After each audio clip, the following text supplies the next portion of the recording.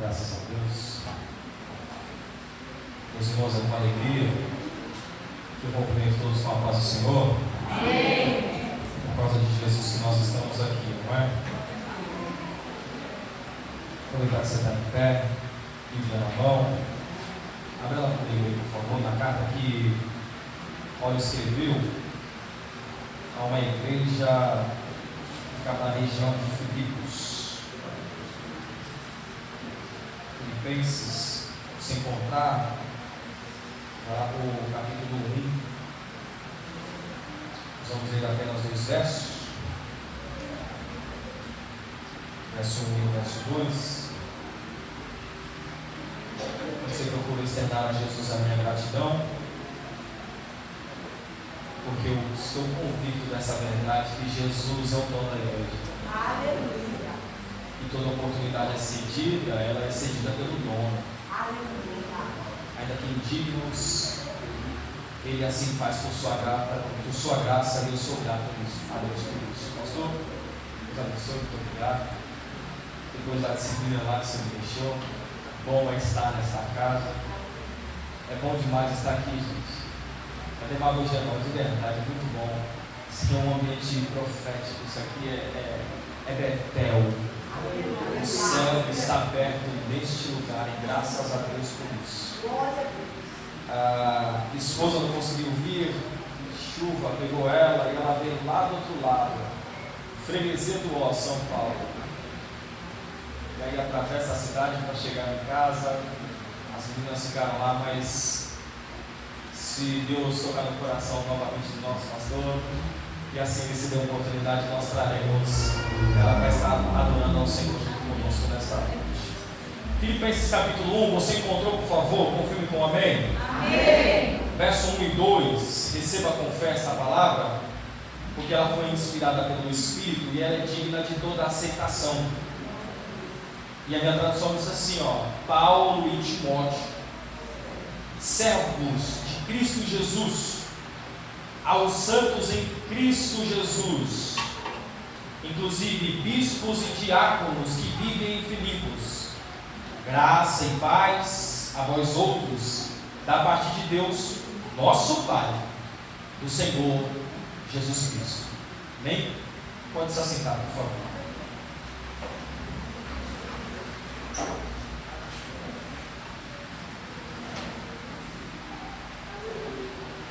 Éfeso,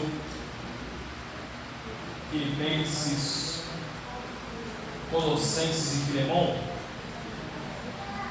são conhecidas como as cartas da prisão. Nós sabemos disso porque Paulo, inclusive, nesta carta aqui, ele diz que as prisões que aconteceram com ele não foram impedimentos para que o Evangelho avançasse. De modo que nesta carta, no capítulo 4, ele vai dizer aos irmãos de Filipos que quem estava com ele estava mandando saudação aos irmãos daquela igreja. E Paulo, dentre os tais, diz que a guarda de César estava enviando saudação àqueles irmãos. Paulo está preso, e preso ele escreve às igrejas de Éfeso, à igreja de Colossos, à igreja de Filipos e a um irmão chamado Filemão. Paulo preso, ele abre as suas cartas dizendo assim: eu sempre oro por vocês. Paulo preso, recebe um irmão na igreja que foi fugido, saiu do seu dono, encontra esse irmão e discipula este homem, preso. Paulo preso, consegue orar, enviar cartas, receber Epafrodito, discipular igrejas, mesmo estando preso. A chuva cai,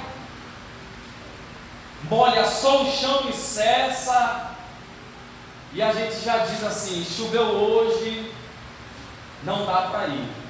Mas Paulo preso, ele ora. Paulo preso, ele envia carta. Paulo preso consegue discipular. Paulo preso, inclusive nesta carta que nós estamos abertos aqui, ele diz: alegrai-vos no Senhor. Preso, ele consegue fazer todas essas atividades. Então, olha para cá. E quanto a nós? Quais são de fato as dificuldades que têm nos impedido de cumprir aquilo que o Senhor nos chamou para fazer? São 4 capítulos, 104 versículos, alguns personagens já mencionados. Esta carta aqui é conhecida como a carta da alegria, de modo que por diversas vezes nós, enquanto estamos lendo, vamos ver, alguns vão dizer que a palavra alegrai-vos ou alegria ou alegrei-me aparece por volta de 14 ou 15 vezes na carta. Um autor, comentarista famoso, vai dizer que essa carta aqui ela pode ser dividida em 4 partes. Cada capítulo fala sobre o cuidado que Paulo está trazendo para aquele povo sobre a mente. Capítulo 1, ele diz que Paulo está ensinando ao povo a ter uma mente sincera. Capítulo 2, ele vai dizer que Paulo está nos instruindo a termos uma mente submissa. Tanto é assim que no capítulo 2, Paulo disse que haja em vós o mesmo sentimento que houve também em Cristo Jesus. Capítulo 3, esse autor vai continuar dizendo que Paulo agora vai instruir a nós termos uma mente espiritual. E por fim, no capítulo 4, Paulo vai nos ensinar a ter uma mente firme, constante, sempre abundantes na obra do Senhor. Estudiosos analisando a carta aos Filipenses vai nos mostrar a importância da carta que foi escrita há mais de 2000 anos. O porquê que é importante nós nos debruçarmos, lermos e aprender sobre essa carta. E dentre vários motivos eu linkei um só, e o autor disse que o motivo pelo qual Filipenses é atual e que vale a pena nós estudarmos Filipenses é porque nesta carta aqui nós aprendemos a fonte e o segredo da alegria. Por que isso é importante? Isso é importante porque numa época em que nós vivemos fascinados em buscar alegria, nós investimos o nosso tempo nas redes sociais, nas mídias, buscando nos alegrar. Nós gastamos o nosso dinheiro, o nosso tempo e a nossa energia viajando para lugares lindos em busca de alegria. E aí a gente investe aqui, investe lá, e vem cá e vai para lá, e esse sentimento de alegria ainda parece que é como água que escorre nas nossas mãos. Nada nos satisfaz. Só eu e você aqui. Aí a gente assina os streams, Disney, Netflix, e assina o Prime, e aí já tem o YouTube, e aí tem isso, tem aquilo, e qual que é o nosso objetivo? O objetivo é nos entretermos para sermos felizes. E o contrário de esta busca e esse investimento de nos trazer satisfação e alegria, isso nos traz paradoxalmente um sentimento de ansiedade. E aí nós começamos a investir então em remédios, para ver se acaba com essa ansiedade, com essa depressão. E Paulo preso, de novo, Paulo preso, olha para esses irmãos aqui, e mais de 14 vezes olha para eles e diz: escutem,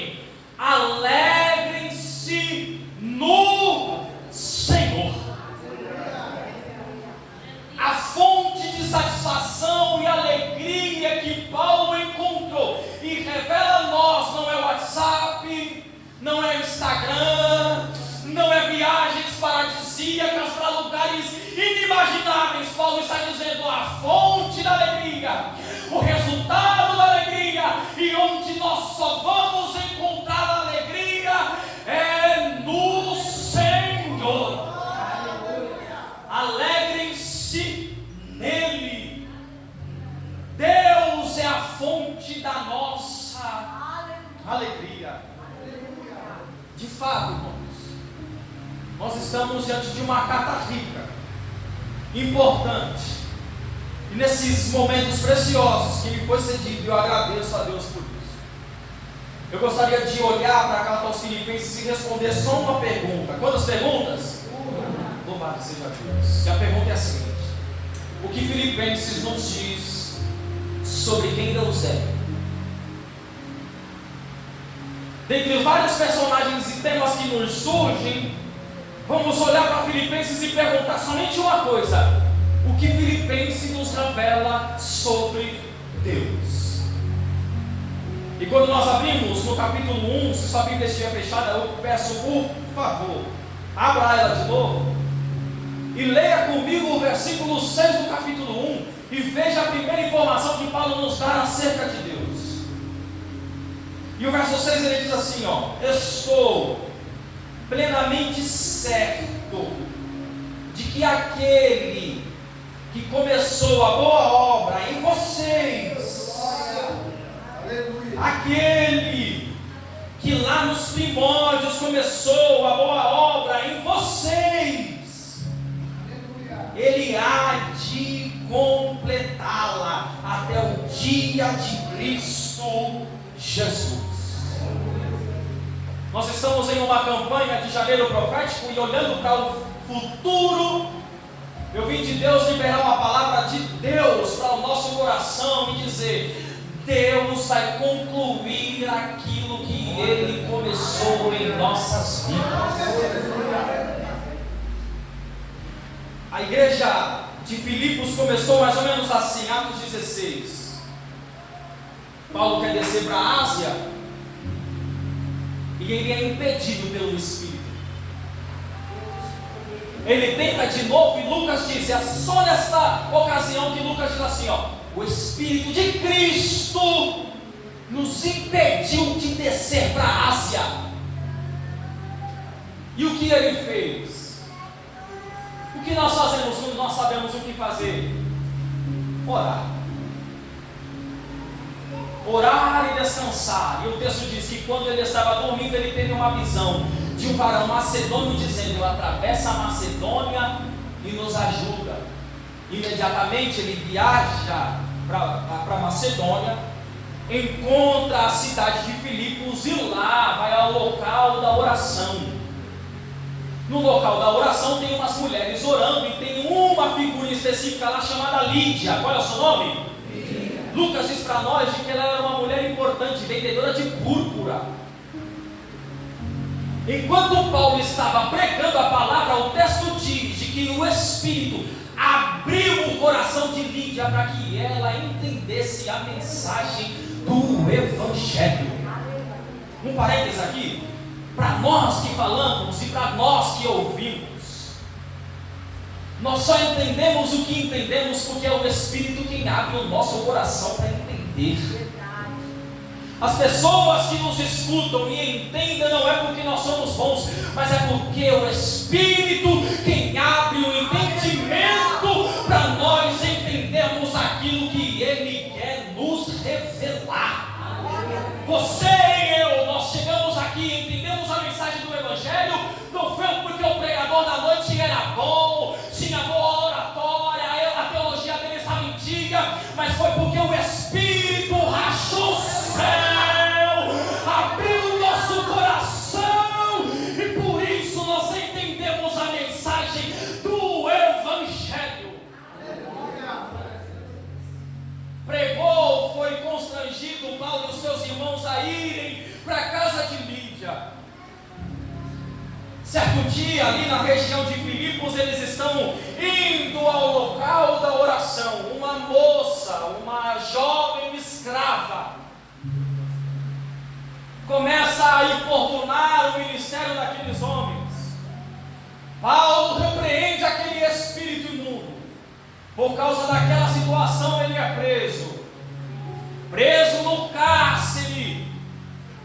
Por volta da meia-noite, o texto diz que eles estão orando e cantando, e as portas do cárcere se abriram.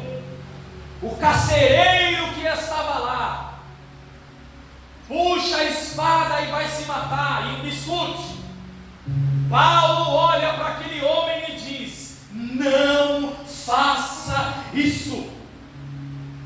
Sabe o que me impressiona, querido pastor? É que naquela ocasião estava tudo escuro, terremoto, não dava para ver nada. Se cai uma parede, a poeira sobe. Paulo não viu, mas o Espírito revelou. Paulo não enxergou aquele homem, mas ele disse: olha, não se mate. Ninguém está vendo, moça. Ninguém está vendo o homem de Deus. Mas às vezes a angústia bate no nosso coração. Os terremotos vêm para nos aprisionar e a gente pensa que a única solução para a nossa vida é nos matar. Mas Deus me trouxe hoje aqui para dizer: eu não vi, o pastor não viu, quem sabe quem está na tua casa também não viu, mas o Espírito viu. Te trouxe hoje aqui para dizer: não se mate. Não faça isso. O Espírito da vida repousa nesta casa hoje. Não se mate. Porque há salvação para a tua casa, há salvação para a tua família, há salvação para os teus. Olha o cenário, eu preciso correr um pouquinho. O cenário é de uma mulher, uma jovem e um carcereiro.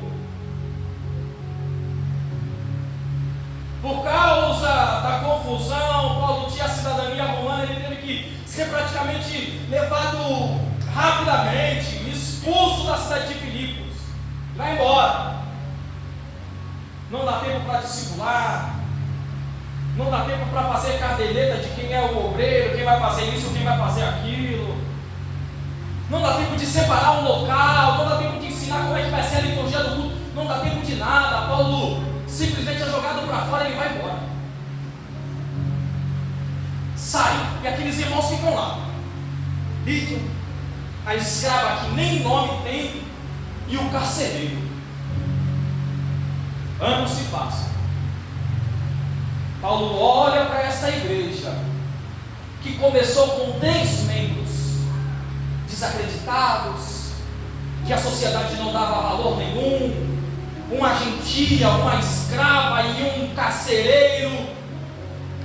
Paulo olha para aquele povo e diz assim: ó, eu estou certo de uma coisa, eu fui para Filipos porque Deus me levou para Filipos, então foi Ele quem começou. A igreja em Filipos foi instituída porque Deus fez com que isso acontecesse.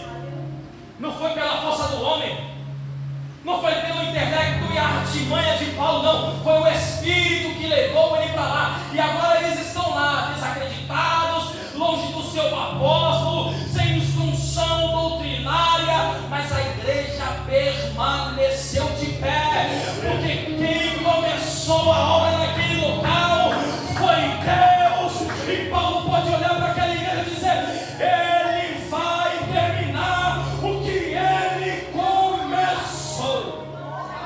Vai terminar. Quando nós aprendemos essa verdade, nós olhamos para nós, e isso nos traz esperança, isso nos traz alegria e ânimo para continuar. Lembra aí como foi quando você começou a frequentar a igreja, aceitou a Jesus? Lá em casa papai e mamãe não eram crentes,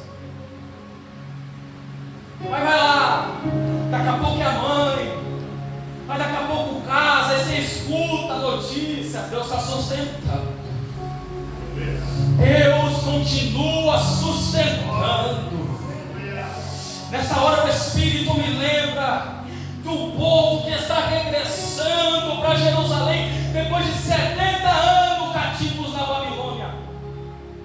Zorobabel pega uma pedra, pega o prumo.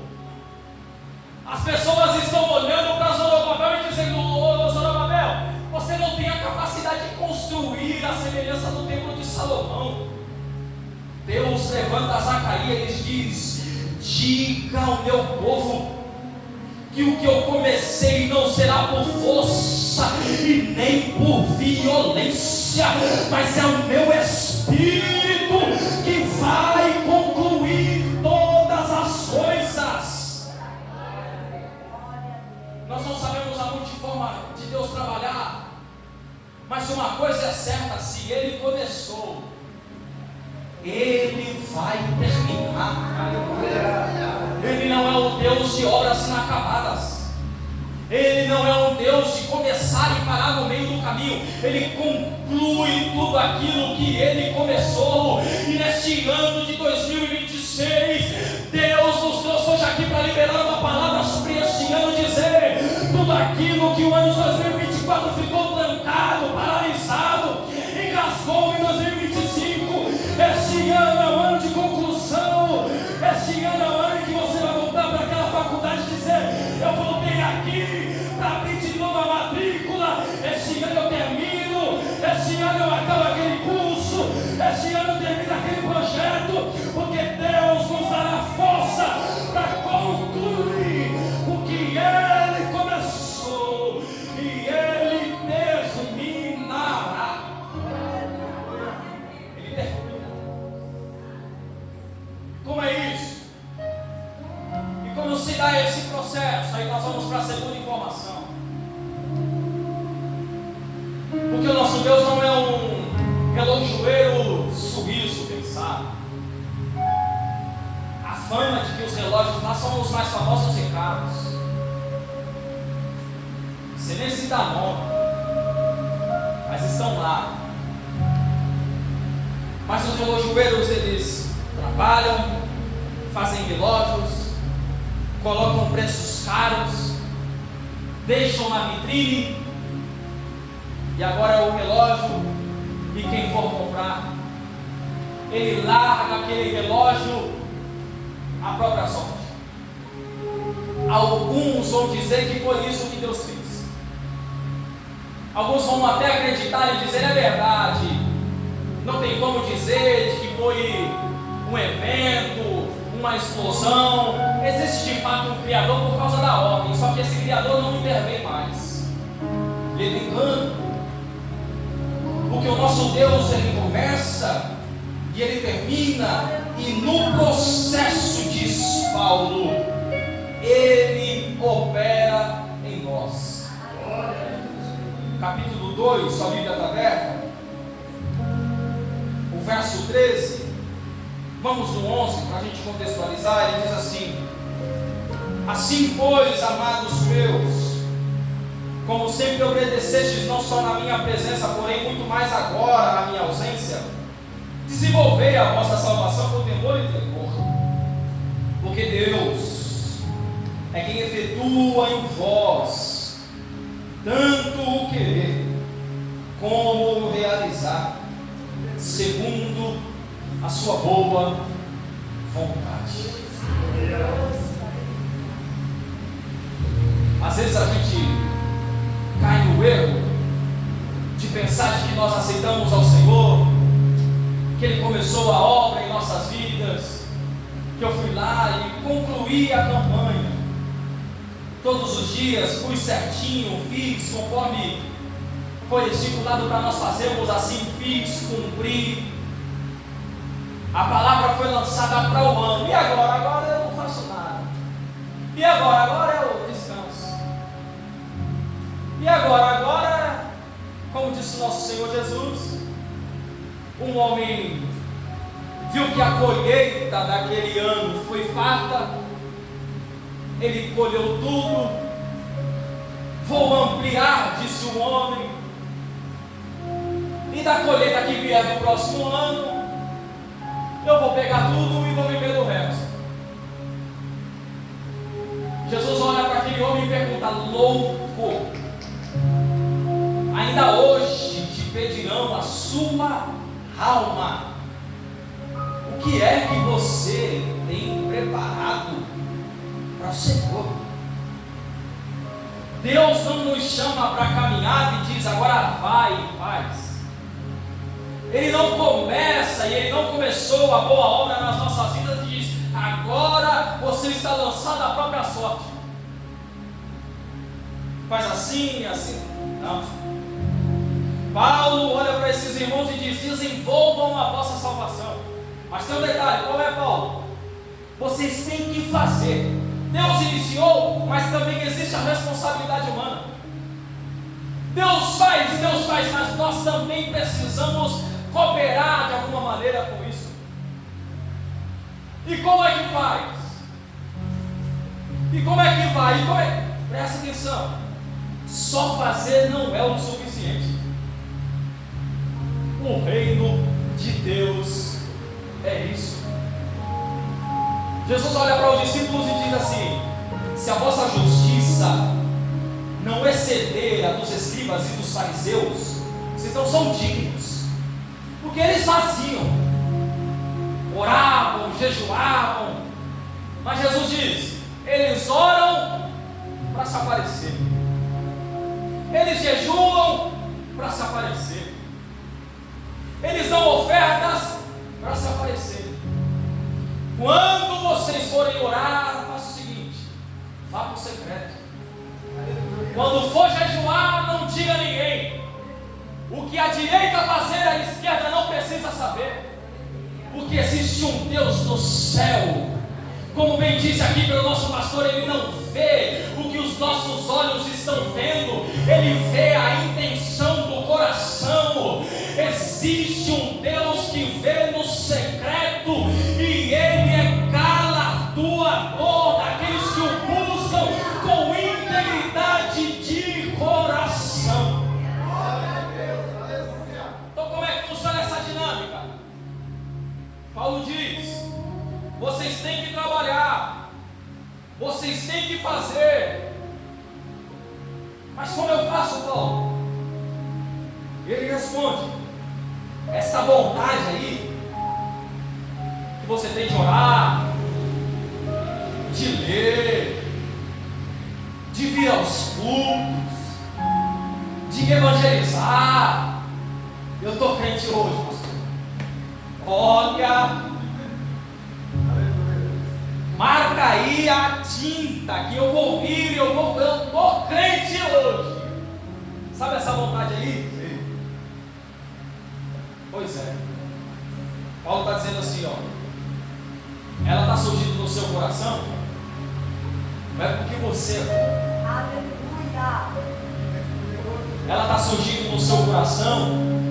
Não é porque você jejuou e com todas as suas forças você está tentando fazer isso. Você faz o que faz. O texto está dizendo: porque é Deus que implanta no seu coração esta vontade. É Ele quem coloca dentro do nosso coração esta vontade de orar. Você só veio para cá porque foi o Espírito quem te conduziu para estar aqui. Ou quem sabe nós nos esquecemos do que o nosso Senhor disse: não foram vocês que me escolheram, mas foi eu quem escolhi vocês. Nós só fazemos o que fazemos porque é Deus quem coloca em nós vontade de orar, de ler, de jejuar. É Ele quem implanta no nosso coração este desejo. Lembra do que diz o texto? Enganoso é quem? É o coração. Então a gente tem que tomar cuidado. Não sei você, mas eu acho que a gente tem que tomar cuidado com essa ideia de que a gente ouve assim nos bastidores de: eu senti no meu.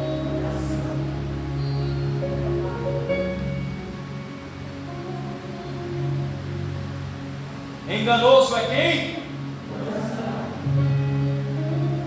Senti no meu coração, eu vou fazer.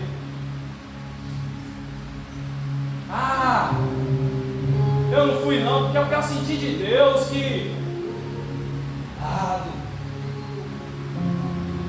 todos os desejos legítimos que surgem no nosso coração, ele não surge porque nós somos bonzinhos e acordamos querendo ser mais crentes. mas eles surgem porque Deus, por sua graça, implanta esses desejos dentro do nosso coração. Você faz o que faz porque foi Ele quem implantou isso aí em você. E Paulo continua, ele coloca o querer e o efetuar. E existem pessoas dentro do nosso aqui, porque Deus não fala com quem foi, Deus fala com quem está. Existem pessoas que estão com o coração compungido, apunhalado. É Pedro pregando em Atos 2, e aí ele não termina o discurso, eles olham e dizem assim: o que nós vamos fazer com essa palavra? Lucas diz que o coração deles estava apunhalado pela palavra. Aí você vem culto após culto, e Deus está assim, apunhalando o seu coração, como um martelo que esmiuça a pena. E aí você está dizendo: e aí? Faço ou não faço? Vou ou não vou? E Deus te trouxe hoje aqui para dizer: vai nessa tua força, varão valoroso. Esse desejo aí que está surgindo no seu coração, e aí você está dizendo: eu não sou capaz, eu não posso, eu não consigo. E Deus está dizendo: é verdade, mas se foi Ele quem me plantou, Ele coloca o querer, mas Ele também dá força para efetuar. Levante sua mão, porque eu vou liberar uma palavra hoje aqui e dizer: o mesmo Espírito que começou a boa obra em nós, foi o Espírito que nos deu a vontade para efetuar, e Ele também nos dará força. Recebe força, recebe ânimo, recebe graça, recebe entusiasmo, recebe dinâmica do Espírito, e conclua tudo aquilo que Deus implantou no seu coração. Ele vai concluir. Ele vai concluir. Ele vai terminar. O povo estava cativo na Babilônia, alguns até bem estabelecidos, por exemplo, Neemias, copeiro do rei, um cargo de autoridade. Esdras também tinha um favor daqueles que ali estavam. Por que largar o conforto de onde eles já estavam estabelecidos para voltar para Jerusalém e reconstruir os muros? Eu já passei no concurso público, já estou bem estabelecido aqui, a minha família está bem, o rei me conhece, todo dia sou eu quem sirvo para ele a taça. O rei sabe o meu nome, o rei se importa comigo. De modo que teve um dia que eu cheguei lá triste, o rei olhou no fundo dos meus olhos e disse: por que é que está amargurada a sua alma? O rei olha para mim. Mas é um rei pagão, é um rei idólatra. Cumprindo-se o tempo do cativeiro, Esdras começa o seu livro dizendo: e Deus despertou o espírito de Ciro para libertar aqueles homens. Toma a carta, pode ir embora. E agora? Quer ir embora? Eu não quero. Belo dia, Esdras diz de novo: e Deus despertou o coração daqueles homens para voltar. Não é você. Você não é tão bom assim para dizer: olha, eu acordei e quero fazer. Não foi. É Deus quem está instigando o seu espírito, te ativando e te avivando aos poucos, e dizendo a você: volta a orar, volta a ler. Você veio hoje e já está planejando compromissos para domingo, dizendo: domingo eu nem volto, mas Deus te trouxe hoje aqui para dizer: volta no domingo, volta na próxima quinta, já faça a carteirinha de membro, tome a decisão por batizar. É Deus que está despertando o teu espírito para fazer essas coisas. Mas como faz? Porque nós estamos saindo de peregrinação, vamos pegar todas as coisas que o rei deixou, e a gente vai sair agora da Babilônia rumo a Jerusalém. Quem vai nos proteger. E Esdras diz assim: ó, eu fiquei com vergonha de falar para o rei para me ajudar numa guarda. Eu fiquei com vergonha de falar para o rei: ó rei, quem sabe você poderia mandar uma escolta, né? A gente está cheio de ouro, de prata aqui, tem as crianças. Os inimigos vão nos tragar vivo, vão nos saltear, vão nos roubar. Pedro diz assim: ó, eu fiquei com vergonha de pedir ajuda para o rei, porque eu disse para ele: o que, Esdras? De que a mão do Senhor estava sobre nós. Nós precisamos estar convictos dessa verdade. Nós chegamos onde chegamos porque foi Deus quem começou a boa obra em nós. Nós fazemos o que fazemos porque é Ele que está colocando dentro do nosso coração tais coisas a serem feitas. O Deus que despertou o coração daquele povo foi o mesmo Deus que acompanhou eles no deserto, quando eles chegaram sãos e salvos em Jerusalém. Quem sabe o primeiro cântico deles quando eles chegaram foi: ora Israel, se o Senhor não estivesse ao nosso lado, o inimigo teria nos engolidos vivos. Mas aqui estamos, porque a boa mão de Deus está aqui, nos guardando, nos protegendo, nos livrando, nos encorajando e dizendo: vai, porque eu estou contigo. Estou contigo. O que eu vou fazer? Como se dará estas coisas? Ok, Paulo, vamos devagar. Não é assim. Por que não é assim? Porque eu tenho um emprego? Ok. Calma aí, Paulo, não é assim. Por quê? Eu tenho minha família. O que você diz para mim? Olha, eu estou dizendo para você o seguinte: que Deus vai concluir tudo aquilo que Ele começou na sua vida.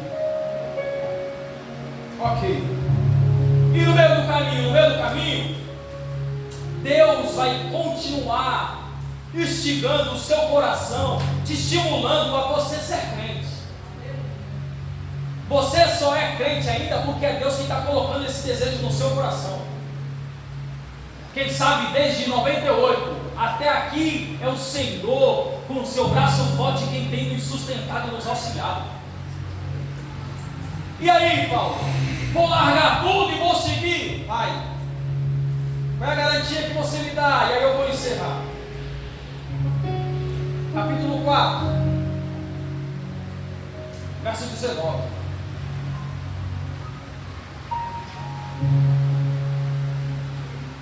Pode ir, posso. Por quê? Olha o que ele diz: e o meu Deus,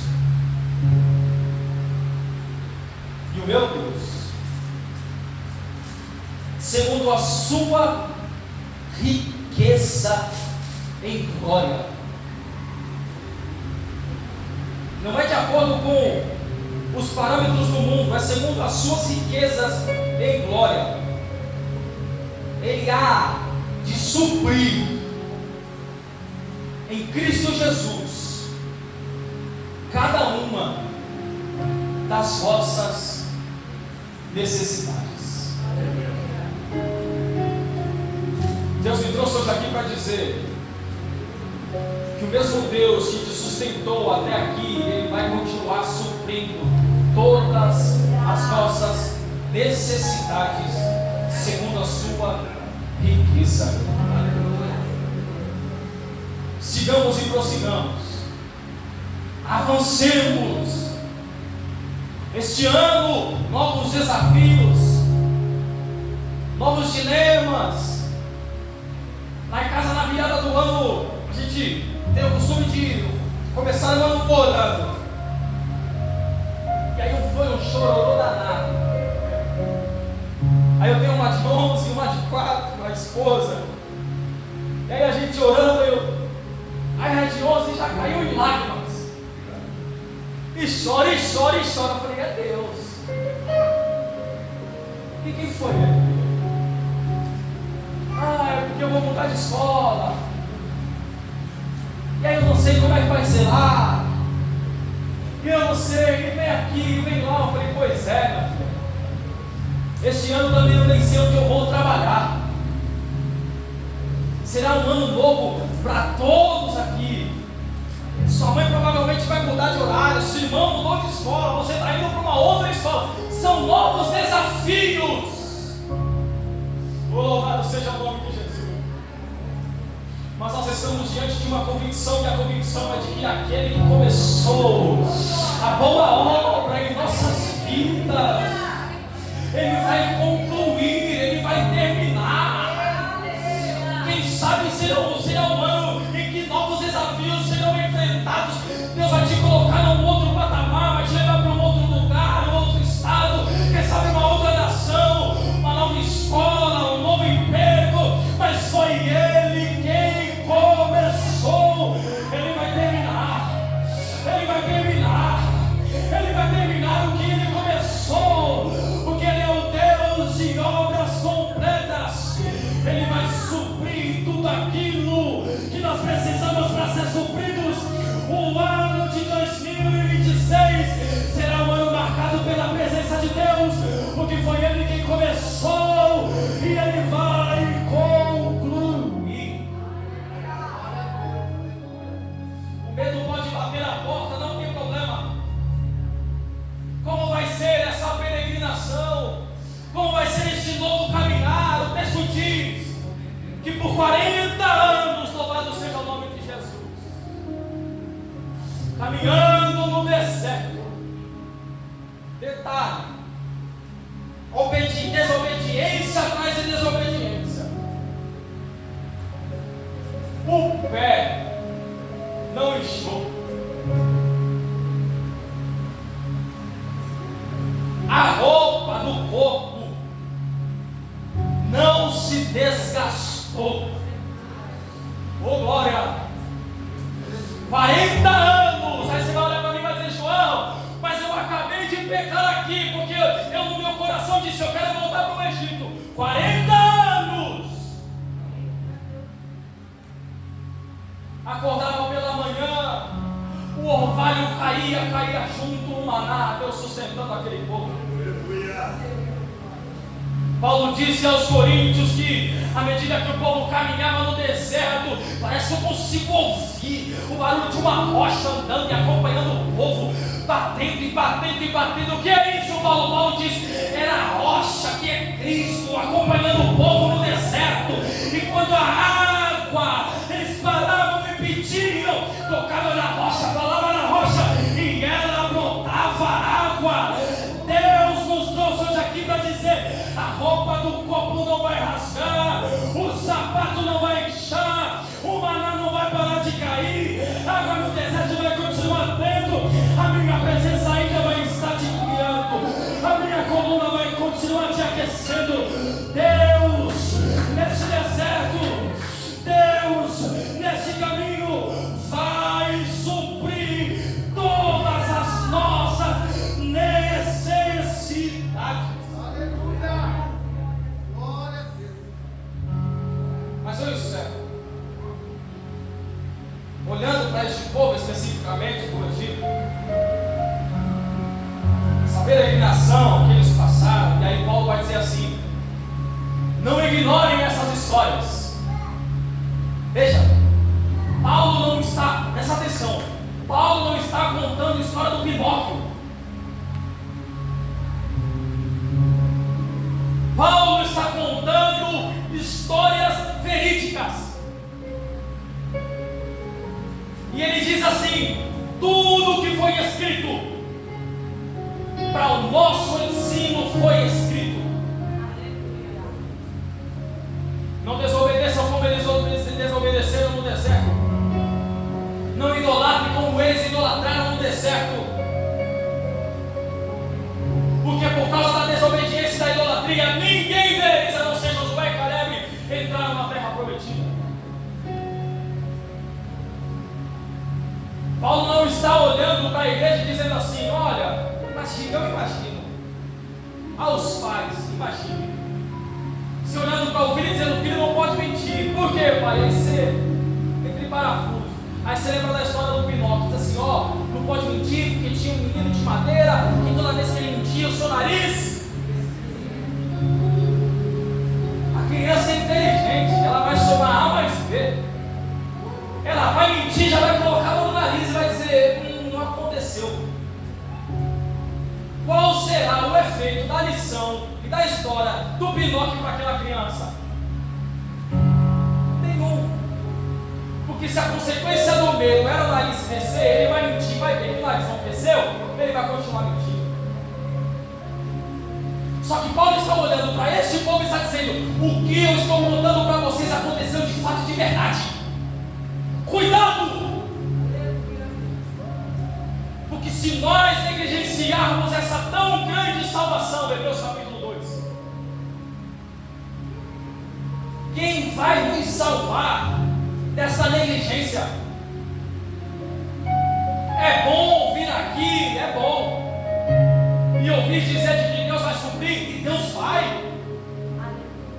É bom ouvir aqui e ouvir de que Deus começou e Ele vai concluir, é bom, e Deus vai. Mas nós precisamos ficar alertas, porque daquela geração que foi suprida por Deus, daquela geração que viu os milagres de Deus, daquela geração que viu Deus dando livramento na terra do Egito, nenhum deles entraram na terra prometida,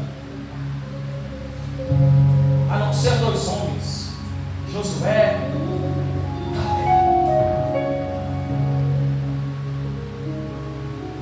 Mas maior do que Moisés e Josué, nós servimos a um Cristo que morreu por nós na cruz.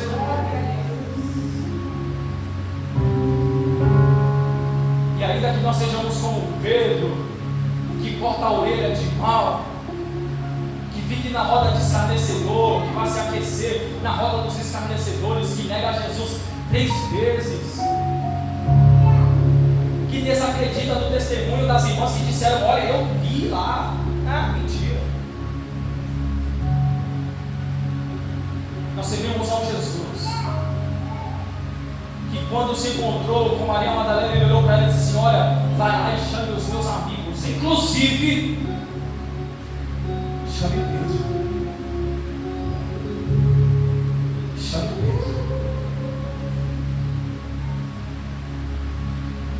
Essa minha fala é para você que, quem sabe, no ano de 2025 negligenciou o seu chamado e o seu ministério. Mas nós servimos a um Cristo que está olhando para você e está dizendo: eu estou te chamando de volta. Foi Ele quem começou e Ele não erra. Vá lá, chame os meus amigos e chame também a Pedro. Pedro, ele me deu. Pedro, você me ama? Então vai, porque eu vou concluir aquilo que eu comecei. Pedro, você me ama? Amo. Então pare de querer pescar peixes e vá pescar aquilo que eu disse para você. Mas como será? Eu vou largar minha profissão. Pedro, você esqueceu que um dia os homens te constrangeram a pagar o tributo. Aleluia. Jesus olhou para Pedro e disse assim: Pedro, vá lá pescar um único peixe. Na boca desse peixe vai ter uma moeda. Com essa moeda você vai pagar o seu tributo e o meu tributo. É isso que você vai fazer. Jesus estava dizendo: eu vou sustentar o seu ministério, Pedro. Sem medo, sem reserva. Vem, Pedro.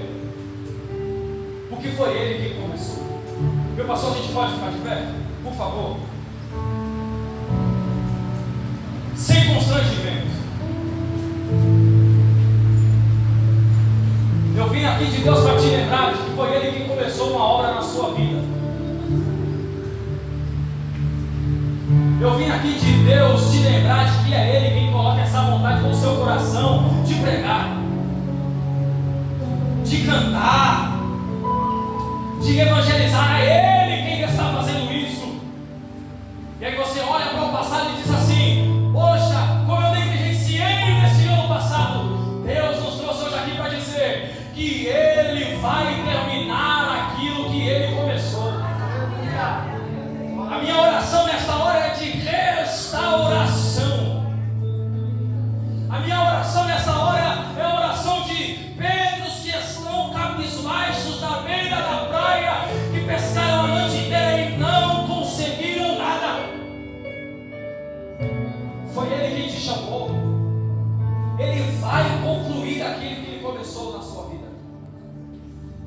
aí onde você está,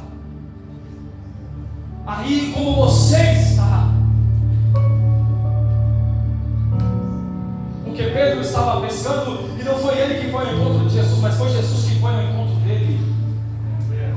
João, na ilha de Pátimo, disse que teve uma visão dos 7 candelabros e ele disse que Jesus passeava no meio da igreja. Fique aí, Jesus vai te encontrar onde você estiver. Glória. E a semelhança da conversa que ele teve com Pedro, ele está perguntando para você: tu me amas? Então volte para o ministério. Foi ele quem começou. Ele está te conduzindo, te fervilhando o coração. E está dizendo: fique tranquilo, porque eu vou suprir toda a necessidade e glória. Você ouviu a palavra de Deus? Você ouviu a palavra de Deus? Curva a sua cabeça. Senhor,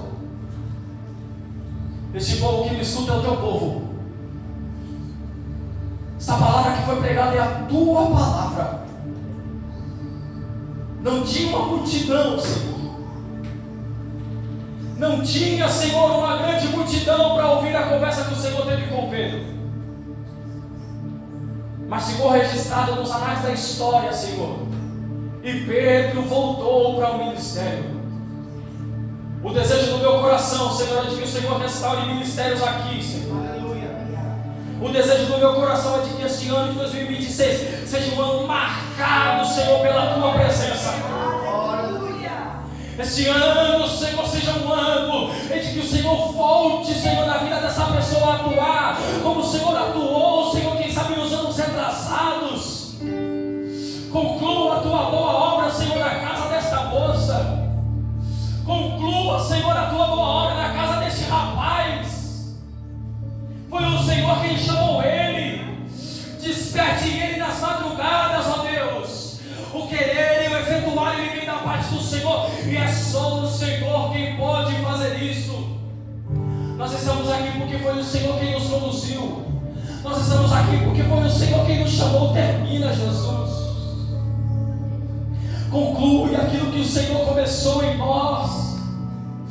Elias estava, Senhor, trancado na caverna, Senhor, e disse: aqui acaba o meu ministério. Mas uma brisa suave bateu naquele dia, Senhor, naquela ocasião, para Elias, e disse: vá, rapaz, nos alimente com a tua porção hoje, Espírito, nos agracie com a tua presença. Nós lançamos uma palavra, Senhor, que aqueles, ó Deus, que estavam estagnados, ó Deus, que o Senhor desperte o Espírito, Senhor. Que o Senhor desperte aqueles que estão parados.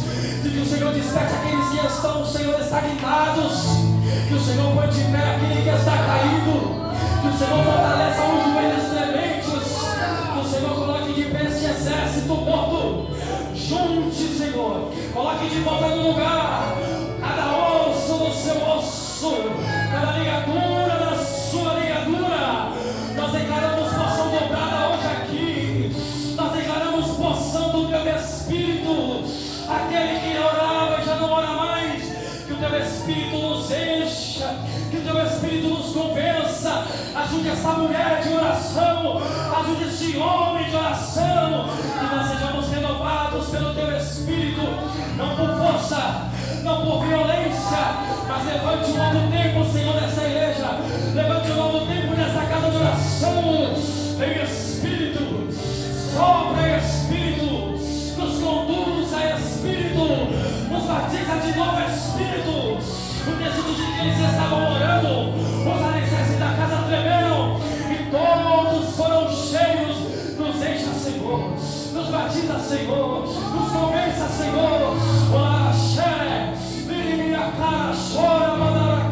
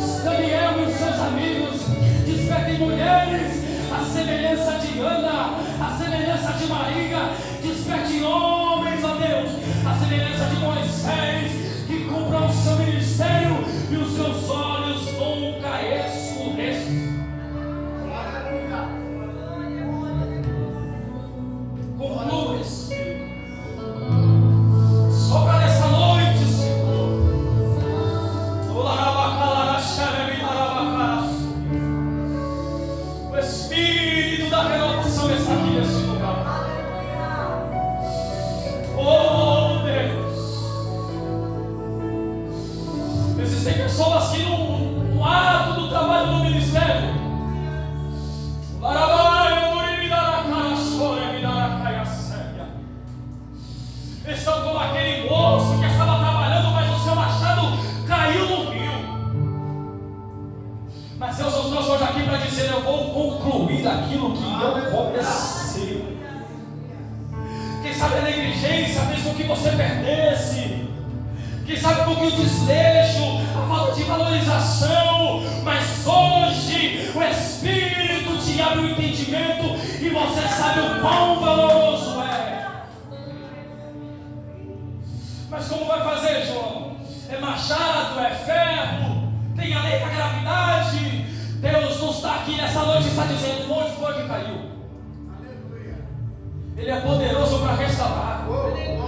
Ele é poderoso para colocar de pé. Ele é poderoso para fazer flutuar. Ah, mas e a lei da gravidade? Ele diz para Moisés: acaso, Moisés, os meus braços estão encurtados? Mas o que vão pensar, o que vão dizer, o que vão... Escute, quem te chamou foi Deus.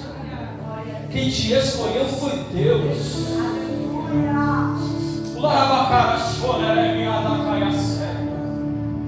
Pastor, eu não sei como que o Espírito te conduz e te ajuda a administrar. E eu vou dizer coisa específica aqui. Pregações de domingo.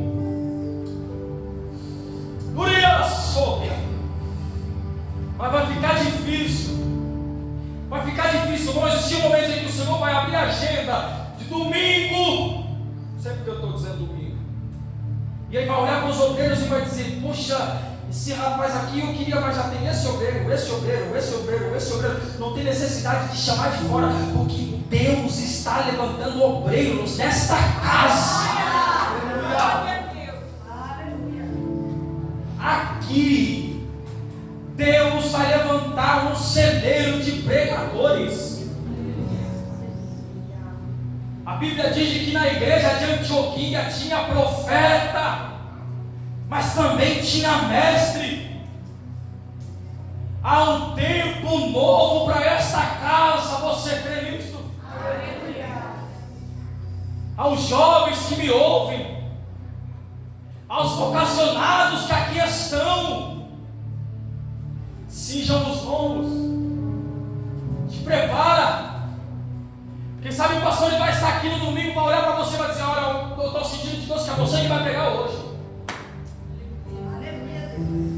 Se fomos chamados e vocacionados, nós temos que estar preparados para isso. E eu encerro lançando essa palavra profética, deixa eu parar aqui. Debaixo da palavra inspirada de Deus. Foi Ele quem começou. Ele vai concluir. Não haverá necessidade de ficar chamando. E Deus vai colocar, e é Ele quem coloca em nós o querer e o efetuar. Mas eu não sei, mas eu não posso. A semelhança desse que vos fala. Mas é Ele quem nos capacita. Ele concluirá e nos suprirá segundo as suas riquezas em glória. Se Deus falou contigo por graça, aplauda aquele que vive